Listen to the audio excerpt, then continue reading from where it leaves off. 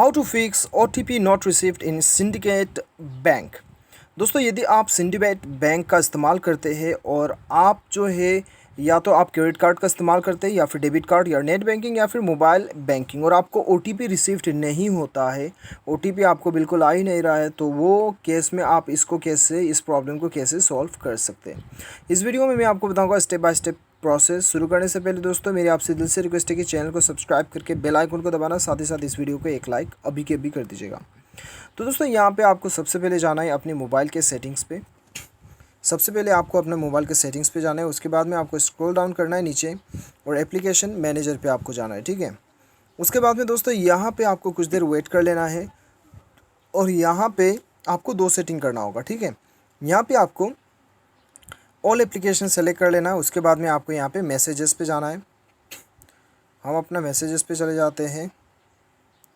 यहाँ पे मैसेजेस यहाँ पे आ चुका है। मैसेज के ऊपर आपको क्लिक करना है। उसके बाद में दोस्तों यहाँ पे परमिशन पे जाना है और यहाँ पे आपको जो ऑप्शन दिखाई दे रहा है स्टोरेज, SMS और यहाँ पे फ़ोन, ये तीन आपको ऑन करना है, ठीक है। इसे आपको इनेबल रखना है। उसके बाद आपको बैक चले जाना है और यदि आप मोबाइल बैंकिंग का इस्तेमाल करते हैं और दोस्तों आपको OTP रिसीव्ड नहीं हो रहा है मोबाइल बैंकिंग के ज़रिए से, तो वो केस में आपको क्या करना है वो भी मैं आपको यहाँ पे बता देता हूँ। और आगे दोस्तों आपको जिस भी रीज़न से OTP नहीं मिल रहा है वो भी आपको मैं और दो आपको तरीका बताने वाला हूँ। तो आपको फिर से एप्लीकेशन मैनेजर में आना है और यहाँ पे दोस्तों आपको ऑल एप्लीकेशन सेलेक्ट कर लेना है और उसके बाद में दोस्तों यहाँ पे सिंडिकेट ऐप आपको खोल लेना है, सिंडिकेट मोबाइल ऐप आपको खोल लेना है, ठीक है।